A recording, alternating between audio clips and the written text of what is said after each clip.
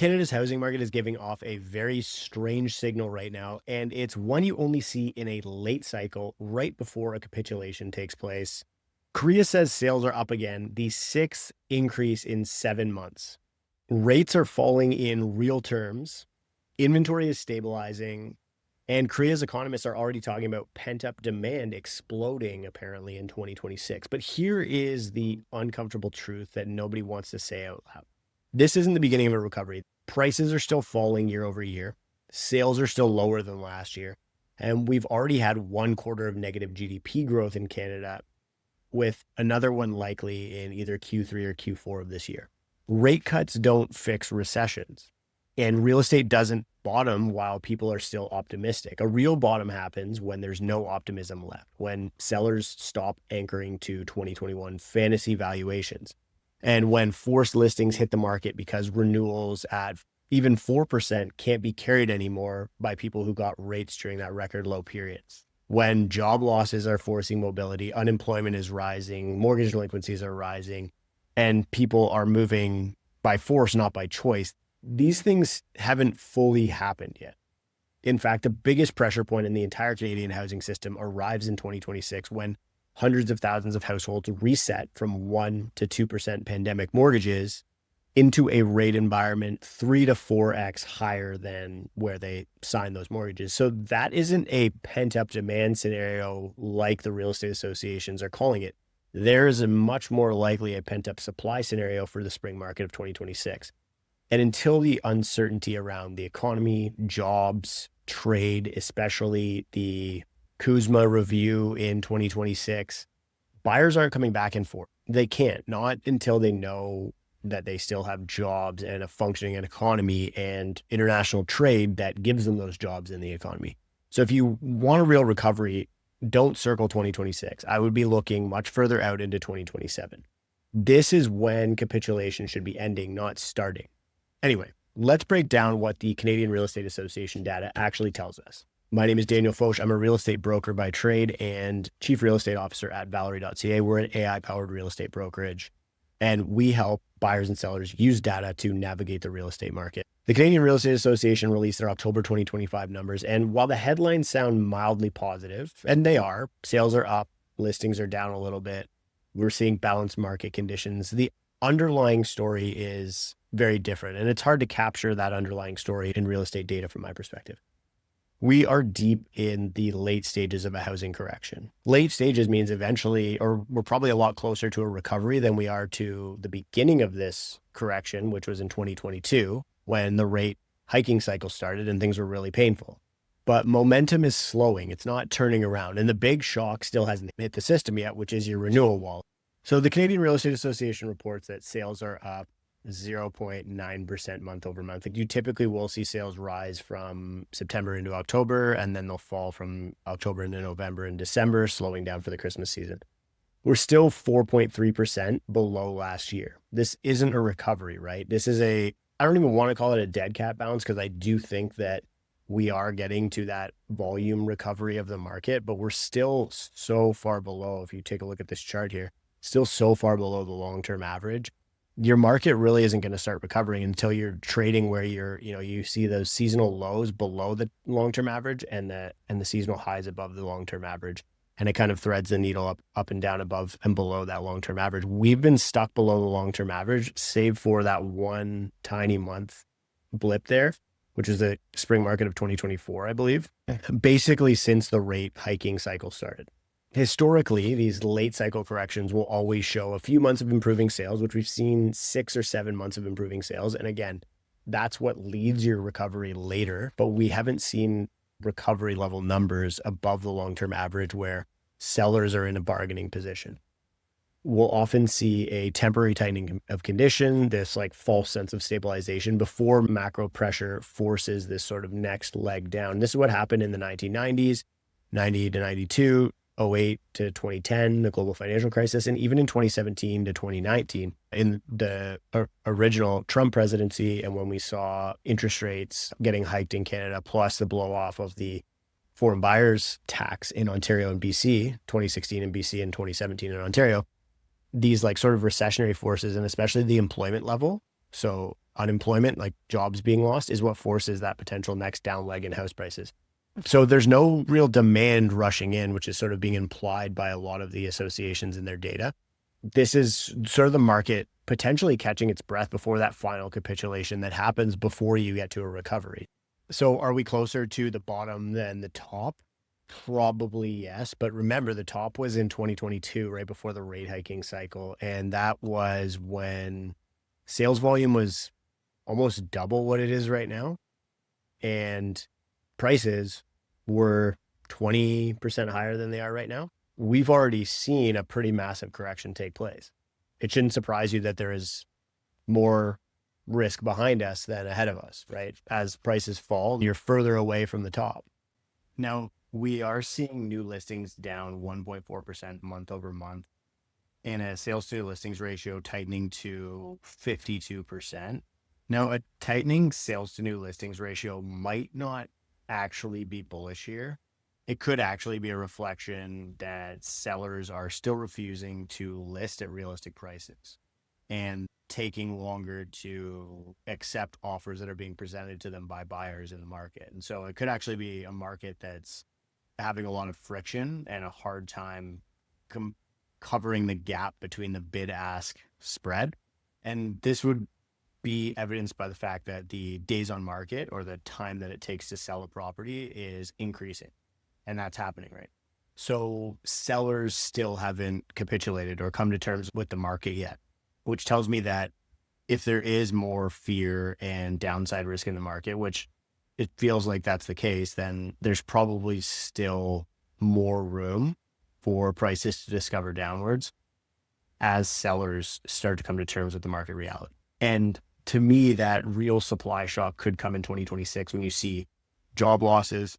You see that wave of renewals, the 2026 renewal, which the Bank of Canada has spent a lot of time researching, and realistically, rate cuts have done a pretty solid job at reducing the impact of a lot of that, the pain of that renewal wall. Only about 1/3 of all mortgage holders are likely to see a payment increase by the end of 2026, which is more people who saw payment increases in 2025. In 2025, about 70% of mortgage holders didn't see a change in their payment.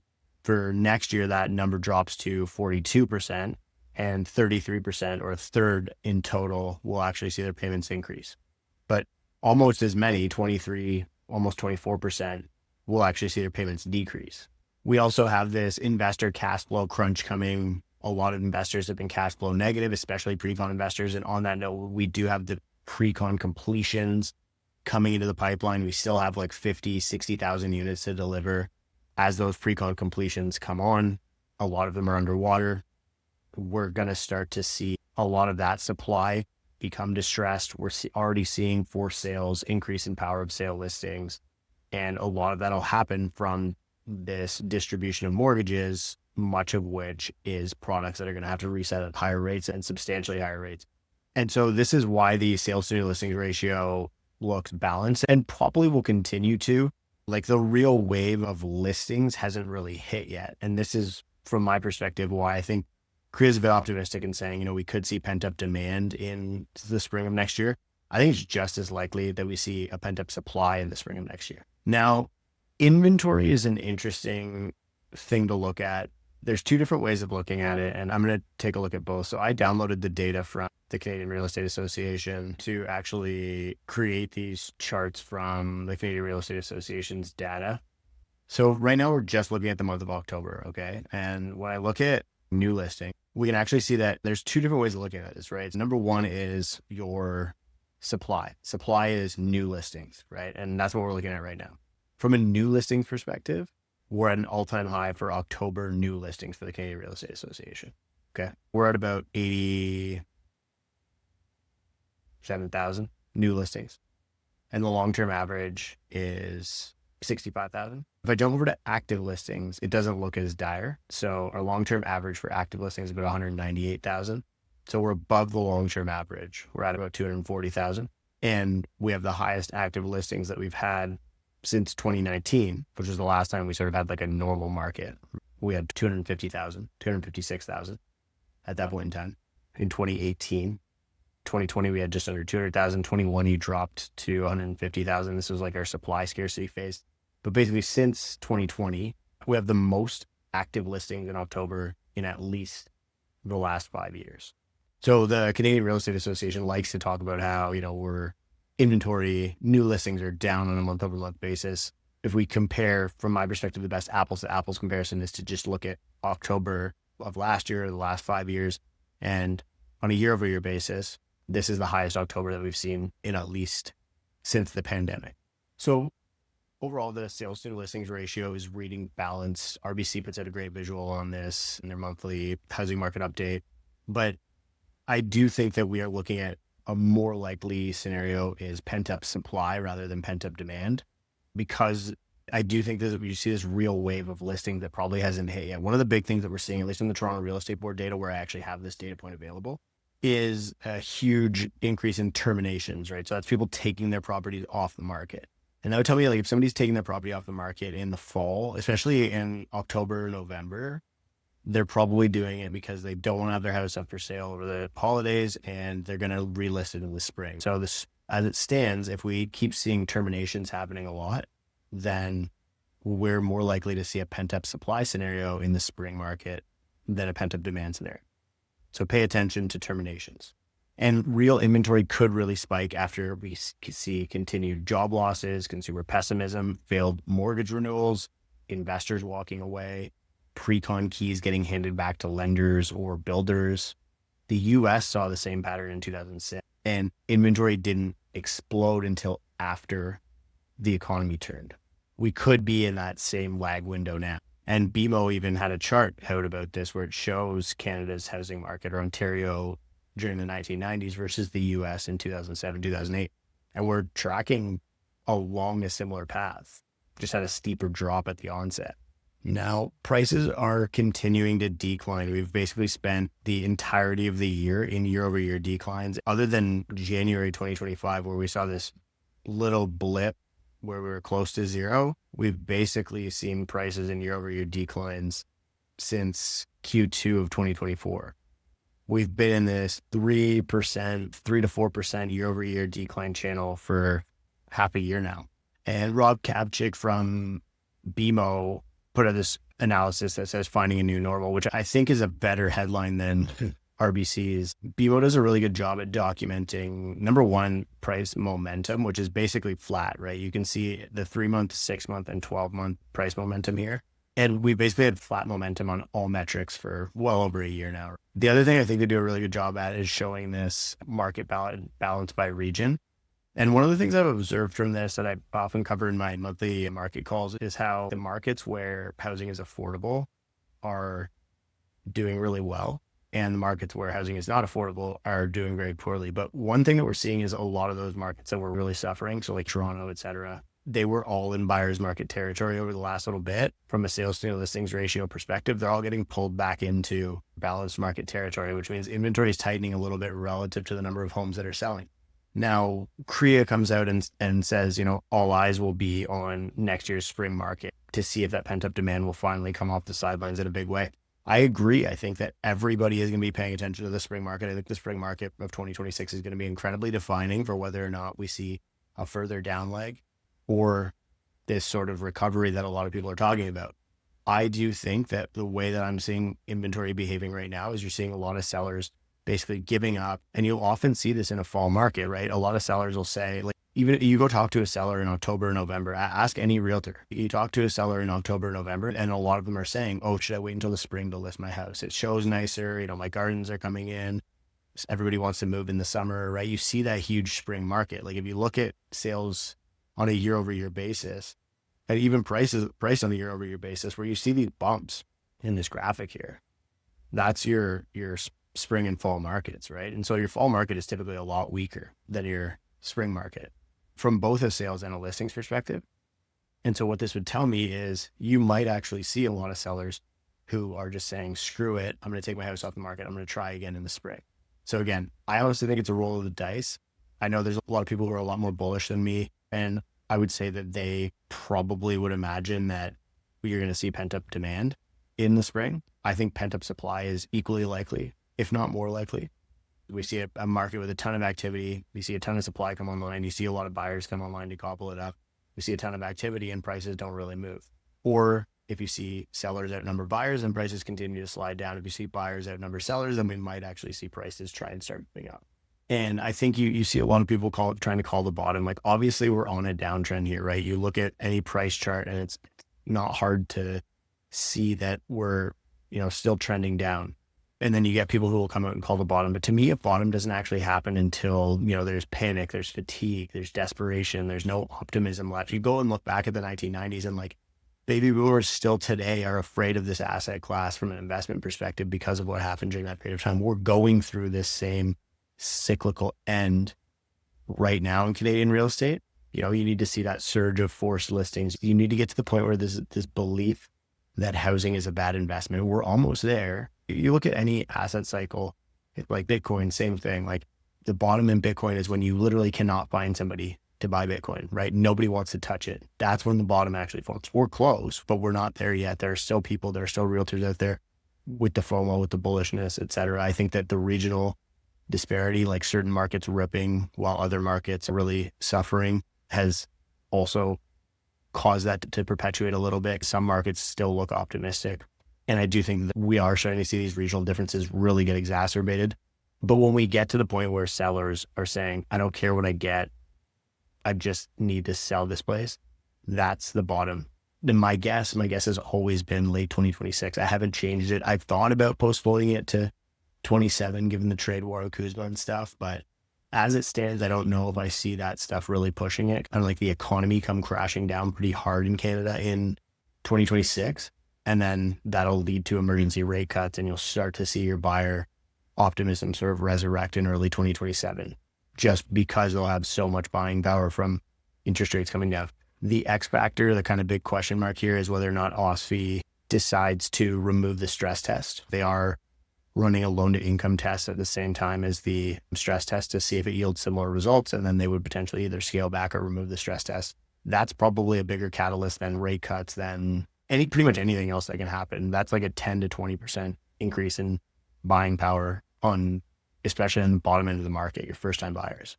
And the reason why I think that this is likely is if you look at the share of new mortgages with a loan to income ratio below 450% on the Bank of Canada's website, basically come crashing down off of pandemic highs. And it's still even lower than before your stress test, right? So basically this is when your stress test came in 2018, and that caused your loan to income to drop substantially. And then it ramped back up during the pandemic because rates were so high that it allowed people to take on more debt relative to their income. It is climbing a little bit, but it seems to have sort of tapped out at like 12% of total new mortgages, which means that banks aren't going to have a lot of issue keeping their portfolio loan to income below 450%, which means that the stress test will probably yield better results on the bank's loan to income ratio when compared to the individual borrower stress test. And I am of the opinion that it's a likely removal. It's funny, I called this like 2-3 years ago, and I know Ron Butler and I argued about it a couple of times on stage at Veritas. And, Ron was always of the opinion that Routledge was really proud of the stress test, and he should be. Like, I think it did a lot of good work, except during the pandemic when it pushed a bunch of people into variable rates right before the rate hiking cycle started, which is this big bump here that you can see in this chart on CMHC's website. I think 56%, 58% at peak was people taking variable rates in January of 2022. So literally like 3 months before the interest rate hiking cycle started. And the reason people were doing that was because the bond market, you go back to that same period of time, and the bond market basically started rising in early 2022, right? Like end of December of 2021, your bond market bottomed. Your bond yield started to rise into Q1 of 2022. So the bond market was telling people rates are going to go up.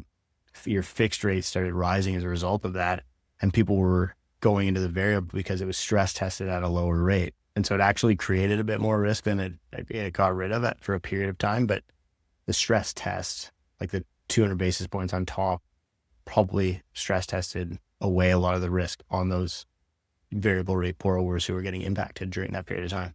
All of this to say, I think that the macro backdrop is getting worse, not better in Canada. We already had a negative GDP quarter this year. Q3 and Q4 could easily print another, one or the other. we could see a technical recession, and recessions always create less confidence, job losses, lower mobility, fewer buyers, more forced sellers, lower valuations, higher inventory. And rate cuts can't really revive the market during a recession. They just slow the bleeding, right? Real estate will often lag. So the Canadian Real Estate Association, on that note, defines interest rates as stimulative territory. And they're right. Real interest rates are collapsing, right? But stimulus isn't going to help, right? We've heard like this choir of realtors telling us every time interest rates get cut that this is going to be the rate cut that's going to send prices to the moon. But people don't care how much buying power they got if they're scared to lose their jobs, if they're scared that their industry is going to collapse because of a trade war, if economic uncertainty is at an all-time high. It's like worse than the pandemic, worse than the global financial crisis. Buyers aren't going to go out. People aren't eager to go and make the largest financial decision of their life. For most people, right? Most Canadians, their home is the biggest financial investment they make.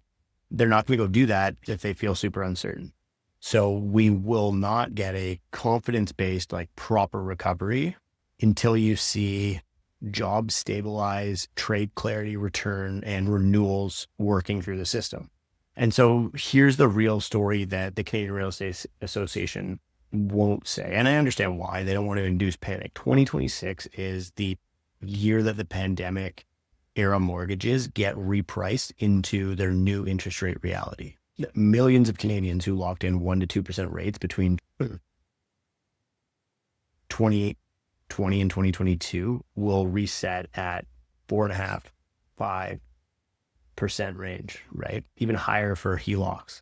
And a lot of those houses, I mean, they're renewals, so that it's not like they have to requalify, but they, their wages haven't grown a ton. They're paying more tax.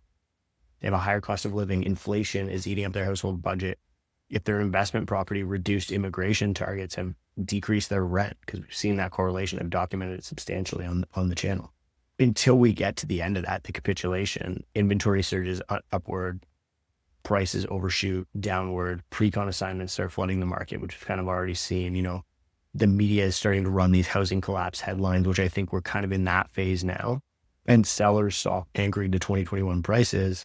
And that's what the bottom actually looks like. I do think that we will hit that sort of capitulation despair by late 2026, probably the middle of 2026. And then you start the recovery towards the tail end. Not today, right? To me, it's a year from now. So when does the real recovery start? Not 2025, not 2026, probably 2027. Renewals will be behind us. Forced listings will be absorbed. You'll get all of that pre-con inventory, that record condo inventory getting absorbed. Prices will have already found their true clearing levels. Buyers will probably get a lot more buying power back from interest rates, maybe from us heroing the stress test. Confidence will start to return organically. Housing will be affordable. Rate cuts will actually have an impact on the market. The economy might be growing, rebounding a little bit. We'll be on the other side of Kuzma and trade war. Immigration policy and the volatility that's happening as a result of immigration policy will have stabilized. Buyer psychology will reset. Until then, you're sideways at best, down at worst, but definitely not up. So what should buyers, sellers, and investors do right now? Number one, don't rush. Number two, be opportunistic. It's actually an incredibly good market to buy in if you can negotiate an exceptionally good deal. If you can't, and you're just waiting for the market average price, and your realtor isn't willing to go out there and lowball people and negotiate really hard to get you the best price, then you're going to have to wait. And people have been rewarded for patience so far. They will likely continue to be rewarded for patience. So expect better deals in late 2026. As we start seeing the market recover, I would say just watch the unemployment rate. To me, CBA has the Canadian Bankers Association has a great visual on this on their site. It shows mortgage arrears 90 days and over versus unemployment. You can see that they track one another pretty religiously.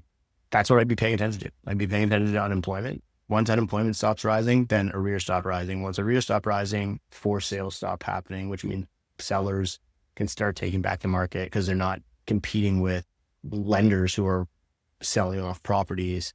If you're a seller in this market, be realistic. Price for today, not 2021. If you need to sell early, not late.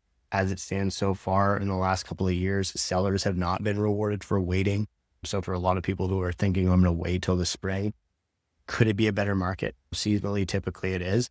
Directionally, from a macro perspective, do I think it will be? Definitely not. If you're an investor, underwrite flat or falling rents, expect cap rates to decompress, although CMHC, MLI Select might be kind of artificially propping that up. Hold cash, invest in equities. Honestly, I mean, equities seem to be doing well. Obviously, a market that's also pretty frothy, at least the Mag 7 and NVIDIA, especially, obviously taking up like record share of any stock on the S&P. Expect more forced deals to come onto the market and understand that probably the best opportunities are ahead of us, not behind us. The Canadian Real Estate Association numbers look stable on the surface, but the stability can be misleading. We are definitely in the late innings of this correction, but not the early stages of a rebound. To me, that is at least a year away. And any real recovery is probably 24 plus months away. And I'm not just bearish for the sake of being bearish. I really try my best to just be right with this stuff. It's helpful for me in my industry to have credibility, to be able to educate my buyers and the realtors at my brokerage properly. And so I just try to be realistic about the macro setup, the mortgage renewal wall, the psychology of market cycles. If you want more breakdowns of specific cities, I will be doing those in the next video. I just ran into some technical difficulties with this video, which is why my camera setup changes halfway through. I do have those requests in from Montreal and Roland Silver for Victoria and Nanaimo, Vancouver Island. So I'll cover those as soon as I can in my next Korea Stats update. I just ran a little long this time because of the issues with the camera, but thanks a lot for taking the time to watch this. Really appreciate it. It means a lot to me that you take the time out of your day to watch this video. Leave me a comment if you want. I appreciate them. It's lovely. And I try my best to respond to all of them. And I'll see you again as soon as I can.